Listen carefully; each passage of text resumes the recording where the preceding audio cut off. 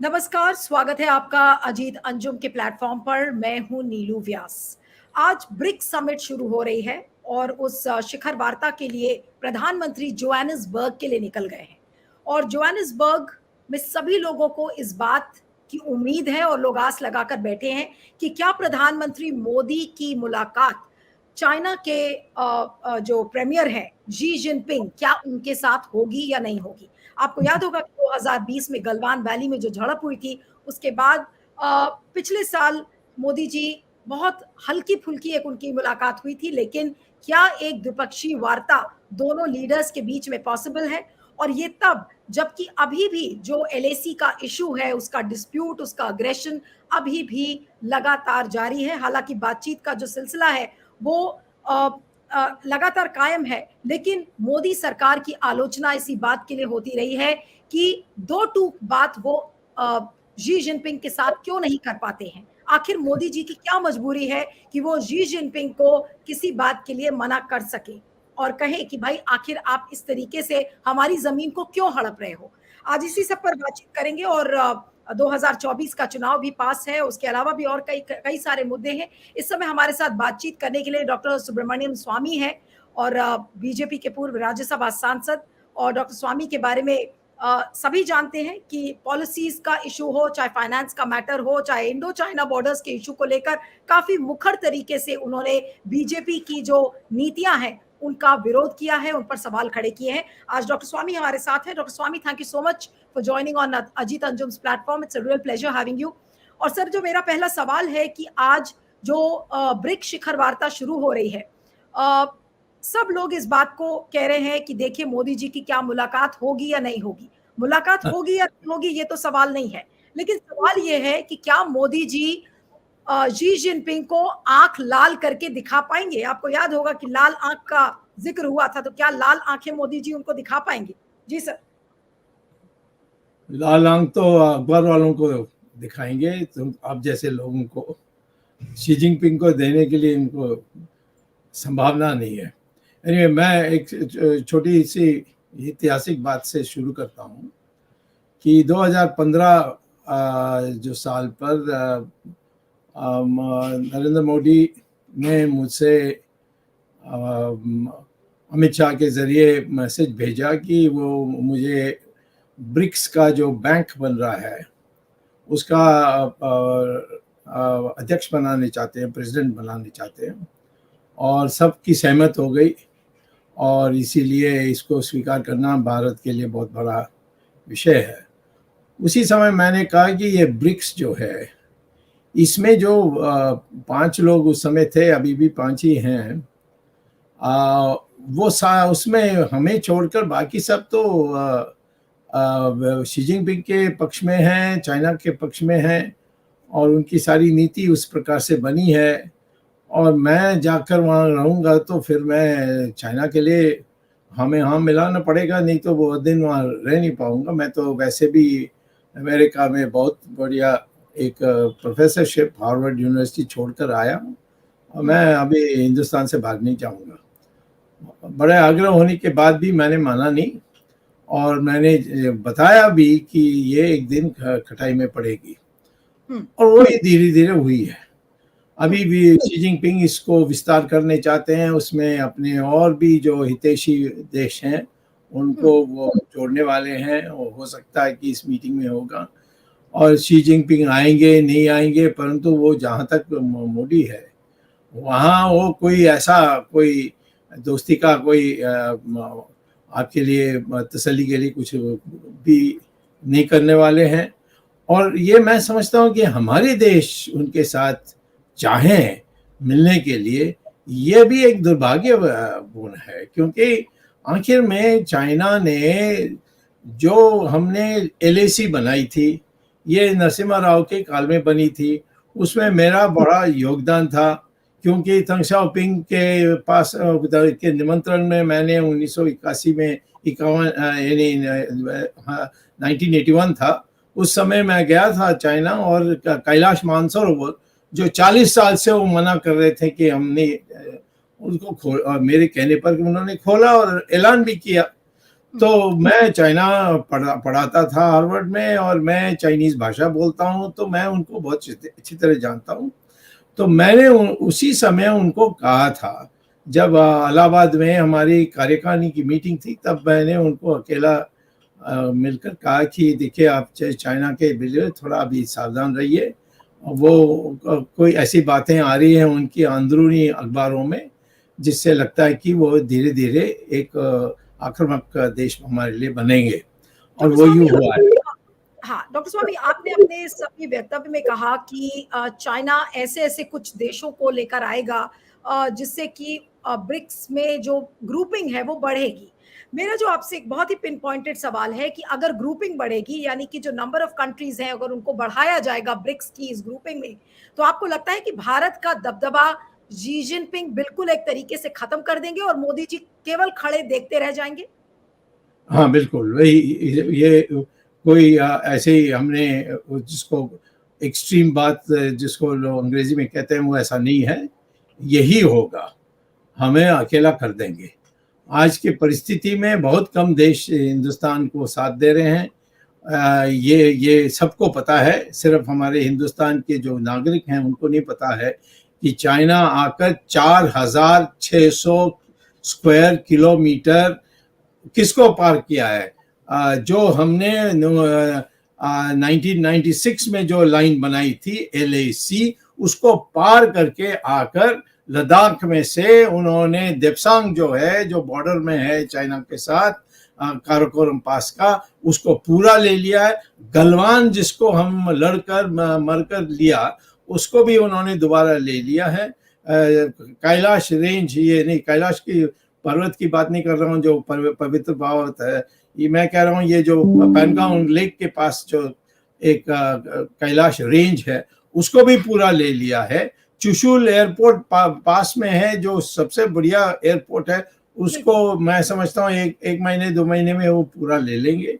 तो उनकी जो मंशा है वो बिल्कुल स्पष्ट है।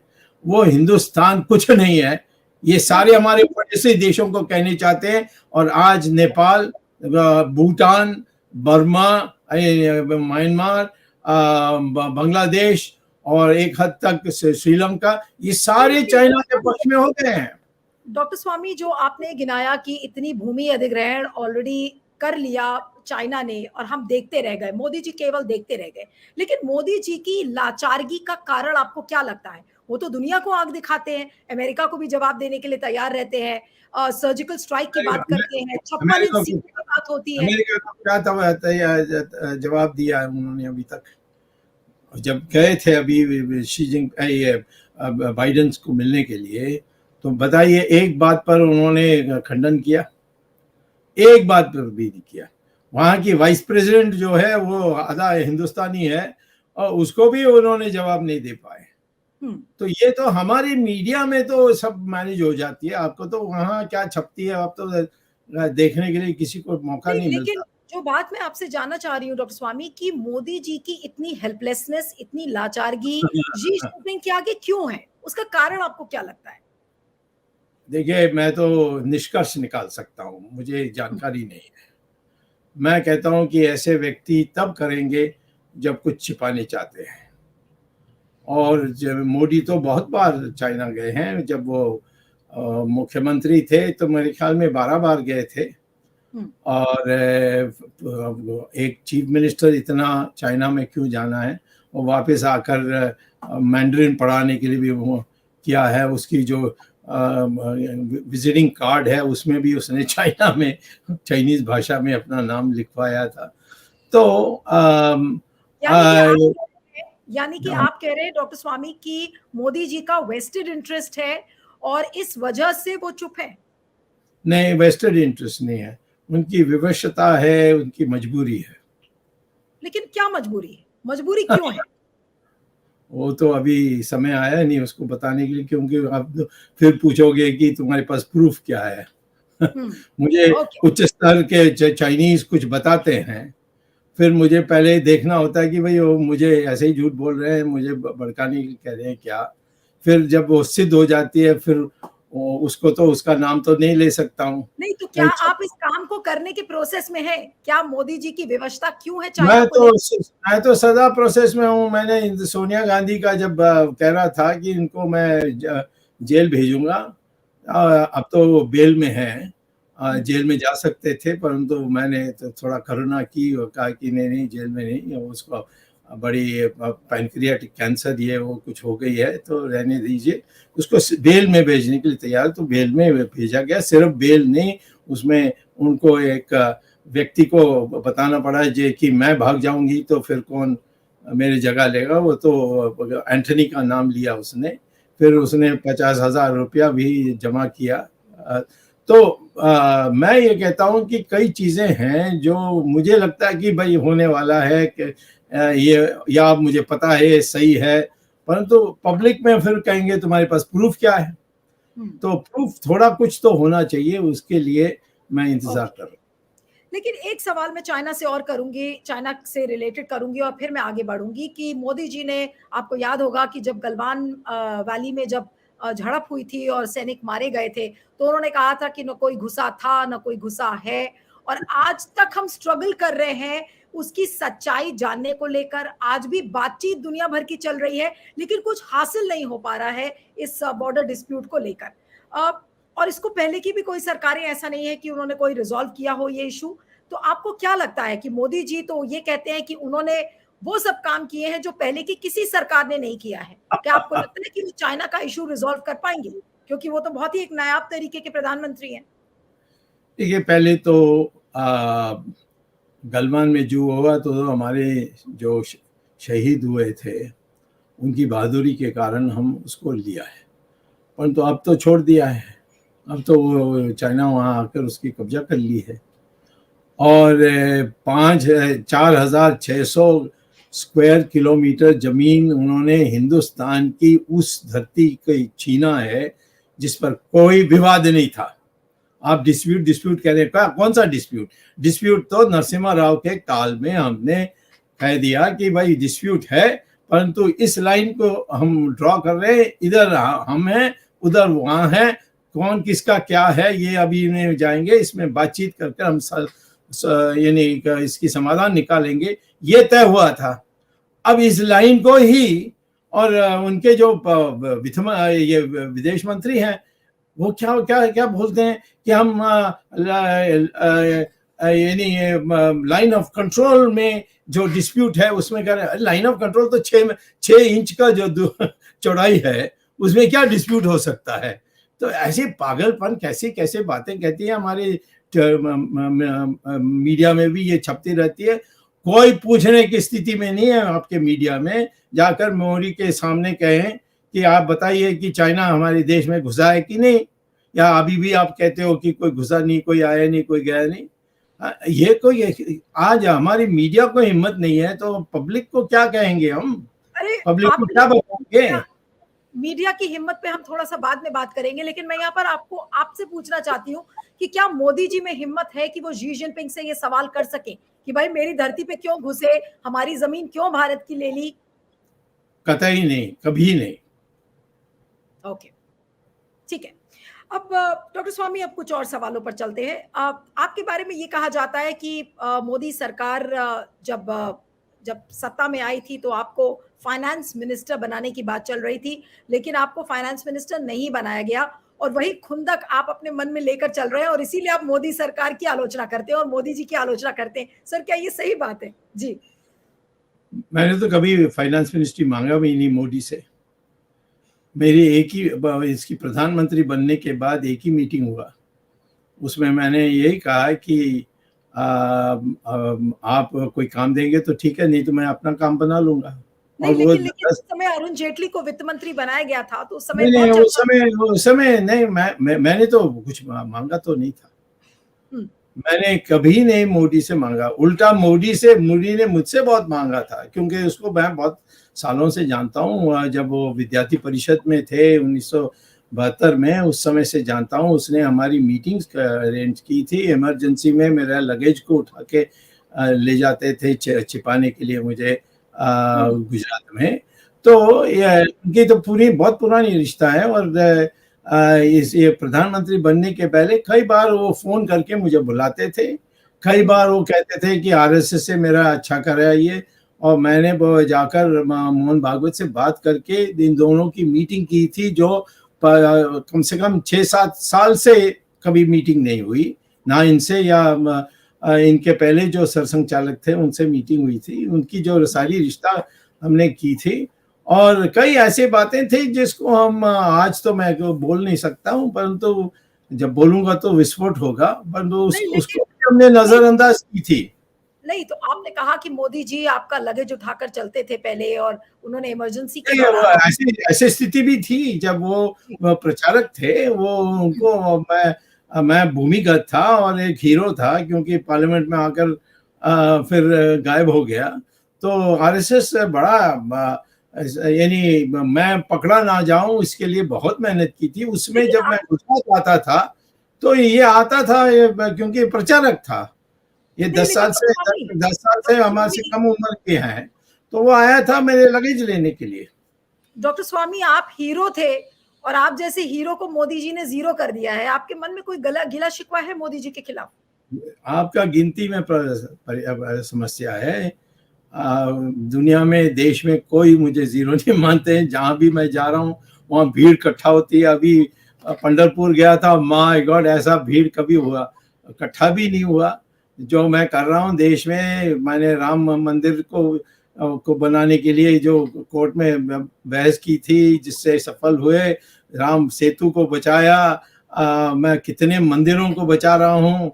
ये सारी चीजें उतना ही महत्वपूर्ण है। तो मोदी लेकिन का मोदी जी तो वित्त मंत्री आपकी बने, बट मोदी का आपकी वित्त मंत्री बने और वो मुझे काम करने नहीं दें तो मुझे इस्तीफा देकर आना पड़ेगा बाहर। नहीं डॉक्टर स्वामी, मोदी जी आपकी इन उपलब्धियों को लोगों के बीच में क्यों नहीं गाते हैं? आपके बारे में बात क्यों नहीं करते? आपको कुछ उसके बदले में क्यों नहीं देते? कोई मंत्रालय दे देते, कोई आपके अचीवमेंट्स को रिकॉग्नाइज कर लेते, वो तो वो चीज मोदी क्यों को नहीं देखते? पूछना चाहिए, वो तो मोदी को पूछिए, मुझसे क्या पूछे, मैंने तो मांगा कुछ नहीं। हम्म। मैं तो उससे मिलना भी छोड़ दिया। पहले तो चिट्ठी लिखता था, वो भी मैंने बंद कर दिया। तो इसीलिए मैं से कहना कि इसीलिए नहीं गए, वो उसके जी। चमचे कहते हैं, तो हम सब हंसते हैं और क्या करेंगे। हमारी सारे लोग जो है हंसते हैं। सबको पता है कि मैं 2 बार मिनिस्टर रह चुका हूं और सीनियर मोस्ट मिनिस्टर रहा हूं। नहीं, लेकिन और जो आपका रिश्ता डॉक्टर स्वामी, आपका रिश्ता मोदी जी से क्यों खराब हुआ, ये भी तो बताइए। क्यों क्यों इस हद तक चीजें आई आपके और मोदी जी के बीच में, जब आपका एक रिश्ता बहुत अच्छा था आप दोनों के बीच में?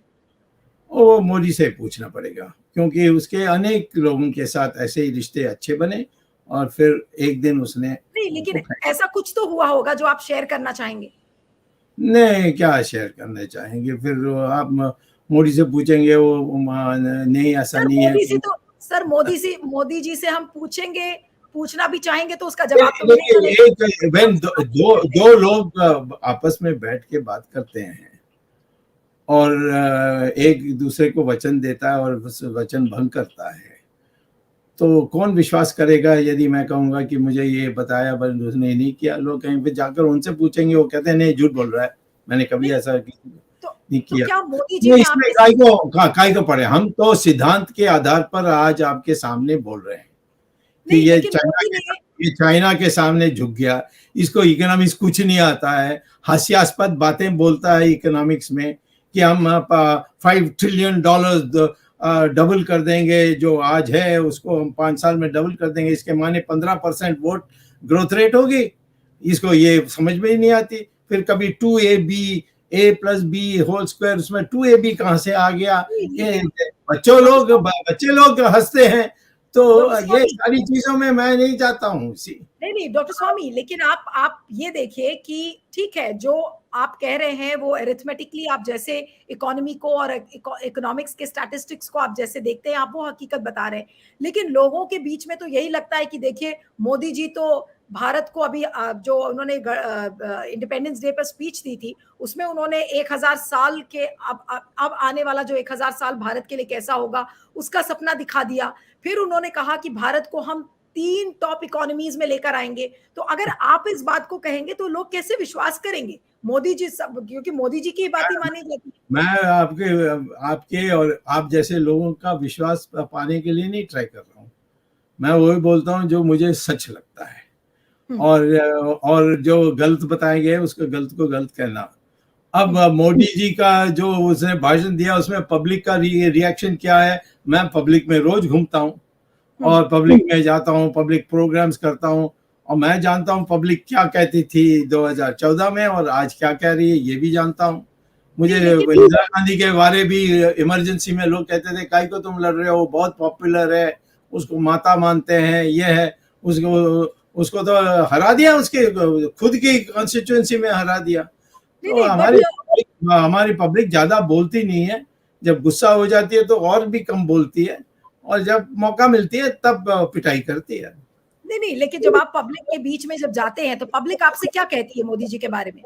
वो मोदी जी के बारे में कभी नहीं पूछते, वो तो पता है मैं क्या बोलने वाला हूँ, तो मुझे मंदिर के बारे में पूछेंगे या चाइना के बारे में नहीं, पूछेंगे आपने अभी कि कहा ना कि पब्लिक वो कुछ भी बोले लेकिन पब्लिक का अपना रिएक्शन है, पब्लिक अपने हिसाब से सोचती है। पब्लिक पब्लिक तो बहुत दुखी है, मध्यम वर्ग बहुत बहुत दुखी है, हम्म, मजदूर घृणा है मजदूरों में, किसानों में गाली देते हैं, हम्म। ये मैंने अनुभव किया है।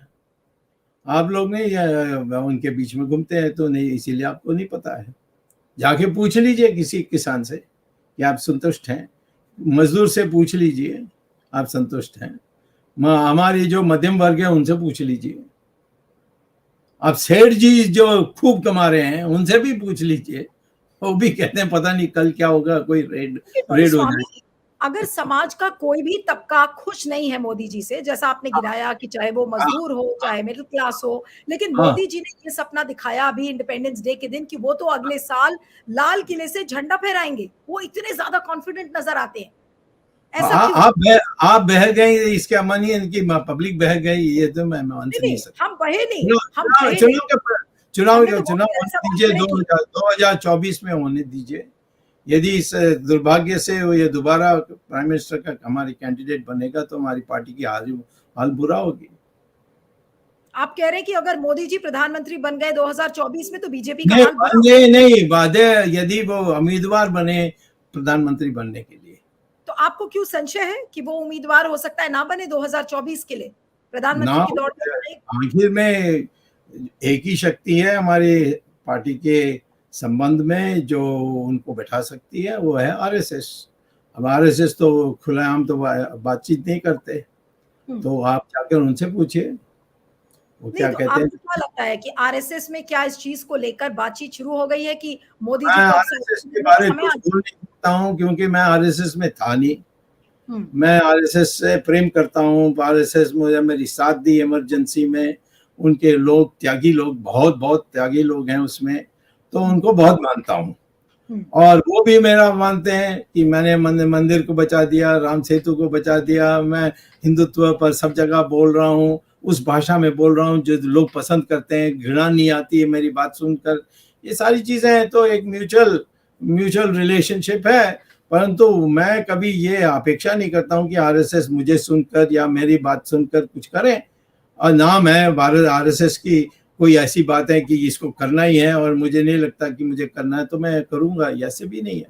नहीं लेकिन डॉक्टर स्वामी, जब जिस कॉन्फिडेंस से मोदी जी ने लाल किले से अपने तीसरे टर्म के लिए आशीर्वाद मांगा है लोगों से, आ, कई लोग ये बात कहते हैं कि देखिए ये तो कॉन्फिडेंट प्राइम मिनिस्टर ही कह सकता है, और मैं यहाँ पर उनको डिफेंड नहीं कर रही हूँ क्योंकि हमने बहुत सारे सवाल खड़े किए थे अलग अलग प्लेटफॉर्म्स पर उस दिन, और पूरी बहस पैनल डिस्कशंस हुए। आप प्रभावित हुए कि नहीं ये पहले बता दीजिए ताकि नहीं नहीं, मुझे मैं तो पता बिल्कुल लगे। प्रभावित नहीं हुई, मुझे तो बहुत ही सड़ा हुआ भाषण लगा था, इसलिए मैं आपसे बहुत ही दो टूक सवाल कर रही हूँ कि मोदी जी अगर वो तीसरे टर्म का आशीर्वाद लोगों से मांग रहे हैं, तो इस कॉन्फिडेंस का राज क्या है, मुझे आपसे ये जानना है।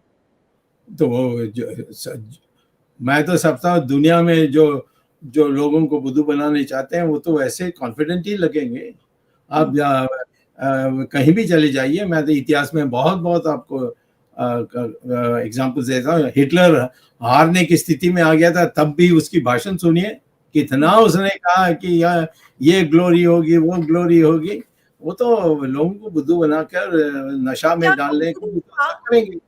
तो ये कॉन्फिडेंस का क्या चोला पहन रखा है मोदी जी ने, और जबकि अंदर अंदर वो बहुत नर्वस है 2024 को लेकर? अब अंदर क्या है मैं क्या आपको बता सकता हूँ। ये ठीक भी नहीं होगा। लोग आप पूछेंगे आपको कैसा पता, फिर मैं नाम किसी का लूंगा तो फिर उसकी हालत बहुत खराब हो जाएगी। तो इसीलिए मैं एक अपनी राय दे रहा हूँ कि मैं समझता हूँ कि मुझे आज की परिस्थिति से घबराया हुआ है। लेकिन डॉक्टर स्वामी की क्या राय है 2024 के चुनाव के लिए? क्या मोदी जी सत्ता से बेदखल हो पाएंगे? मैं मोदी जी का मोदी क्या करेंगे नहीं करेंगे उसमें मेरी दिलचस्पी नहीं है। बीजेपी को जीतना चाहिए क्योंकि आप एक बीजेपी से अलग क्यों मानते हैं डॉक्टर स्वामी? बीजेपी एक तरफ, हाँ, मोदी एक तरफ। बीजेपी उतार सकती है उनको। और अडवाणी को नहीं छुट्टी किया आरएसएस ने। ये सबसे पॉपुलर लीडर जैसे राम मंदिर की आंदोलन को नेतृत्व किया, बड़े सूझबूझ के व्यक्ति, पढ़े लिखे, यानी मोदी से 10 गुना ज्यादा पढ़े हुए थे और विदेशों में बड़ी सुंदर तरीके से अंग्रेजी में भी बोल सकते थे, अनेक भाषा उनको पता था, संस्कृत पता था। तो परंतु एक दिन आरएसएस ने तय किया कि नहीं, अब आपको नहीं, अब लेकिन जाना चाहिए। तो आरएसएस कल मोदी को कहेगा तुम चले जाओ, उसको कोई और विकल्प नहीं है। नहीं, लेकिन आरएसएस क्या ये हिम्मत जुटा पाएगा जिस तरीके की ब्रूट मेजॉरिटी इस समय मोदी के पास है? मैं एक मिनट सुन लीजिएगा डॉक्टर स्वामी, हाँ, एक मिनट मेरा सवाल सुन लीजिए आप। मैं ये कह रही हूँ कि जिस तरीके की ब्रूट मेजॉरिटी मोदी सरकार के पास है, आपको लगता है कि बीजेपी का कोई भी नुमाइंदा बीजेपी के अंदर बैठा हुआ या फिर आरएसएस के अंदर बैठा हुआ इंसान मोदी जी से ये कहेगा कि भाई अब तुम अलग हो जाओ, हमें पार्टी को आगे करना है किसी और नाम पर? संसदीय दल में यदि आरएसएस आदेश भेजेगी कि मोदी को हराओ, उसको 10 वोट नहीं मिलेंगे। सिर्फ दो जो चमचे को लाकर उन्होंने राज्यसभा मेंबर बनाई, उनका वोट है, लोकसभा में कुछ नहीं मिलेगी।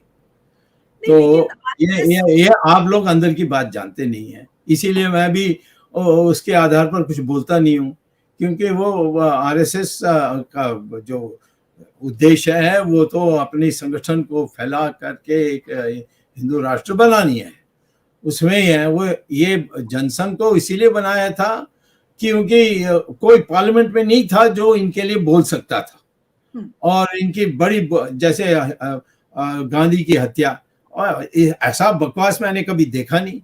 कहीं किसी चार्जशीट में नाम नहीं है, कहीं एफआईआर में नाम नहीं है, कहीं ट्रायल में किसी ने आरएसएस का नाम नहीं लिया। कोई पढ़ता नहीं है ना। हाँ, आरएसएस ने मार दिया। हाँ, डॉक्टर स्वामी, आपकी बात कई बार सुन के ये भी लगता है कि आपको मोदी से कोई पर्सनल खुंदक है क्या? क्योंकि जनता में तो जिस तरीके की उनकी वाहवाही होती है। क्या खुंदक? तो क्योंकि मैं प्राइम मिनिस्टर नहीं हूँ, वो प्राइम मिनिस्टर। मैं जानता हूँ प्राइम मिनिस्टर तो प्रारब्धा होती है, मैं तो संस्कार का आदमी हूँ ना। मैं तो अपने हिंदू धर्म को पूरा अध्ययन करके मैं जगह जगह में बात करता हूँ, बोलता हूँ। मैं भगवान कृष्ण की बात जो मानता हूँ कि तुम्हें सिर्फ अधिकार है अपने काम करने के लिए, अपने लक्ष्य के लिए प्रयास करने के लिए, परंतु फैसला तो मैं करूंगा कि तुम्हें क्या परिणाम मिलेगी। डॉक्टर स्वामी, किसी भी चुनाव में जनता ही भगवान होती है, लेकिन अगर 37% जनता अगर मोदी जी के नाम पर वोट कर रही है तो फिर आप दोबारा वही रोक देता हूँ। तो 3 बार कह दिया आपने, मोदी के नाम पर नहीं वोट दिया, हिंदुत्व के नाम पर वोट दिया। आपने कहा कि मोदी के नाम पर वोट नहीं दिया, लोगों ने हिंदुत्व के नाम पर वोट दिया है। That's right. तो 2024 में क्या होगा? हिंदुत्व के नाम पर वोट पड़ेगा या मोदी के नाम पर? मैं कैसे कह सकता हूँ? मैं तो चाहता हूँ मोदी चुनाव ना लड़े, क्योंकि फिर हमारी जीतने की संभावना अधिक हो जाएगी। वो नहीं खड़े होंगे तो नहीं। आप मैं आपकी बात समझी नहीं, इसलिए मैं आपसे दोबारा पूछ रही हूँ। आपने कहा कि आप नहीं चाहते कि मोदी 2024 का चुनाव लड़े, इज दैट राइट? हाँ, करेक्ट। क्यों? उसकी वजह क्या? क्योंकि उसके नाम पर लोगों में घृणा है। आज बोलते नहीं है, डर के मारे चुप रहते हैं। मुझसे अकेला मिलते समय बोलते हैं, और मैं कहता हूं कि उस घृणा को वोट में बदलेंगे और हम हारेंगे। जैसे इंदिरा गांधी इमरजेंसी में सोचती थी कि वो जीतेगी, और उत्तर प्रदेश में तो एक सीट भी नहीं मिली।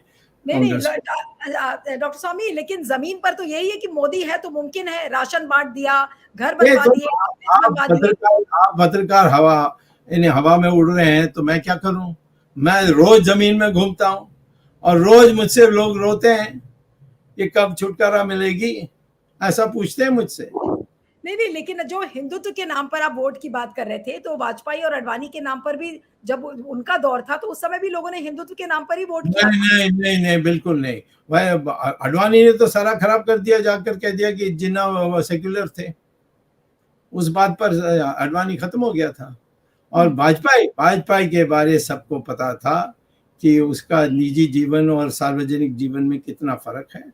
उसमें लोगों ने दूसरा, उसने तो कहा इंडिया शाइनिंग, 6 महीने पहले उसने चुनाव कराई। ये सोचकर जो जो मोदी जी का कद अभी है, सब कह रहे हैं कि उनका पट जो कद है सब वो कह रहे पट हैं, से बड़ा हो गया है। दोबारा आप बोलने लगे। आपके जो छोटे मोटे लोग हैं, वो जो कॉफी हाउस में बैठ के बात करते हैं और समाचार के एक्सचेंज करते हैं, वो कहते होंगे। छोटे मोटे लोग कोई नहीं ऐसा कहते हैं। सब नहीं, लोग मैं कह रही हूँ, मेरा जो वो सवाल बोलने था, नहीं चाहते। जैसे मुझे इमरजेंसी में लोग बताते थे, अरे वो तो इंदिरा गांधी को इतना मानते हैं, ट्रेन टाइम पर जा रही है, बसेस डॉक्टर ठीक पर स्वामी, जाती है, डॉक्टर स्वामी, बाबू लोग ऑफिस में ठीक से आ रहे हैं। डॉक्टर स्वामी, मेरा जो आपसे सवाल था कि मोदी जी का कद पार्टी से ज्यादा बड़ा हो गया है, यानी कि वो बीजेपी से ज्यादा बड़े हो गए हैं, और इसी वजह से आरएसएस और बीजेपी आप मत नहीं। ये मुझे बता रहे हैं और मैं कहता हूँ ये बकवास है। ओके, आप कह रहे हैं ये बकवास है। Okay, so my final question to doctor Swami is कि 2024 के चुनाव में योगी क्या बनेंगे या मोदी बनेंगे, क्योंकि योगी के नाम अभी को भी अभी कोई तय नहीं हुआ कि कौन बनेगा, और मैं कहता हूं कि जो आरएसएस तय करेगी उसका वजन सबसे अधिक होगा, और वो तब करेंगे जब वो सबसे बात करेंगे, सबसे बहस करेंगे और परिस्थिति के विश्लेषण करेंगे, और फिर सोचेंगे कि भाई यही अच्छा होगा। इसीलिए उसके लिए मैं कहता हूं कि इसमें हम लोग, हमारी पार्टी में विशेषता कोई अपना प्रधानमंत्री के पद के लिए बोलता नहीं है। लेकिन आपको ये लगता है कि आरएसएस बोलते हैं कि ये बन जाएगा, वो बन जाएगा, ये कोई कह नहीं सकता। और कांग्रेस में भी लाल बहादुर शास्त्री प्रधानमंत्री बनेंगे कोई नहीं सोचता था, नरसिम्हा राव बनेंगे कोई नहीं सोच सकता था, मनमोहन सिंह बनेंगे ये तो बिल्कुल कोई नहीं सोच सकता था। आपका सपना है बनने का प्रधानमंत्री, अगर मान लीजिए बीजेपी आपको बनाती? नहीं, सपना का सवाल नहीं है। सवाल है कि बनने की तरीका सपना से होती है, या जब घटनाएं होती है उसमें आपके मुख्यतः लोगों अनुभव करेंगे तो आप ऑटोमेटिकली बन लेंगे। मैं 6 बार पार्लियामेंट में गया हूँ। हाँ, उसमें 3 बार तो लोकसभा, 3 बार राज्यसभा, और फिर मैं देश भर में घूमता हूँ। मेरे मीटिंग सब बड़े होते हैं, मैं पैसा खर्च ही नहीं करता हूँ, मीटिंग में लोग आ जाते हैं, और जगह जगह में लोग मुझे मानते हैं कि हम ज्ञानी हैं, हम देश के लिए हमारी जो विचारें हैं वो अच्छे के लिए है। इस प्रकार के यानी अखबार वाले कितने भी मेरी आलोचना करें, कितने भी सेठ पैसा डाल करके मुझे बुरा दिखाएं, परंतु मैं जानता हूं कि हमारे देश में लोग बहुत जल्दी पहचान लेते हैं और चुपचाप रहते हैं। जब बीजेपी के लोगों से बात की जाती है तो वो ये कहते हैं कि आप अपनी भड़ास निकालते हैं, you are one of the disgruntled elements of BJP, और अब मुझे समझ में आ गई कि किसके बीच में आप घूमते हो, और इसीलिए ऐसे लोगों के बीच में घूमोगे तो यही आपको सिखाएंगे वो। नहीं, पॉलिटिकल कॉरिडोर्स में जब ये बात पॉलिटिकल कॉरिडोर बताइए, मेरे सामने बोलने बोलिए उनको, और मेरे सामने मुझे मुझे मेरे सामने खड़ा करके बोलने दीजिए। जो चमचे नहीं हैं, जो हिरेन जोशी पैसा देकर उनको बोलने के लिए नहीं कहते हैं, और उनको छोड़कर कोई नहीं करता है। नहीं तो मैं आज पार्टी में क्यों हूँ? ये तो राजू शौरी और इन सबको निकाल दिया, मुझे पार्टी से आदत होती है। नहीं, अगर आपको मोदी सरकार की कोई चीजें अच्छी नहीं लगती तो क्या आप पार्टी छोड़ेंगे? क्या नहीं, मैं पार्टी छोड़ू, मोदी पार्टी नहीं है ना। मोदी को तो मैं सोचता हूँ कि वो द्रोही है, उसको मैं पार्टी कैसे मान सकता हूँ? राहुल गांधी ने भी हाल में मोदी जी को देशद्रोही कहा कि आप तो देशभक्त हो ही नहीं सकते। उस पर एक आपका कमेंट, और फिर मैं प्रोग्राम को खत्म करती हूँ। राहुल गांधी को तो मैं जेल भेजने के लिए प्रयास कर रहा हूँ, और आप मुझे पूछ रहे हो कि क्या सोचता हूँ उसके बारे में। नहीं, लेकिन क्या मोदी देशभक्त है? स्कूल और कॉलेज में फेल ही होते आया है। नहीं, लेकिन मुझे ये बताइए डॉक्टर स्वामी, मोदी ज्यादा बड़े देशभक्त है या राहुल गांधी? ये सवाल मैं सोचना ही नहीं चाहता हूँ, क्योंकि इसका कोई महत्व नहीं है, तो मैं क्यों इसमें सोचूं? आप दूसरे किसी पत्रकार से पूछिए, उनका तो कॉफी हाउस में आपको बता देंगे कि कौन ज्यादा दुष्ट है। Okay. Chaliye, always a pleasure talking to you, Dr. Swami. Thank you so much for joining on Ajit Anjum's platform. Thank you, sir. Thank you so much. Thank you. Thank you.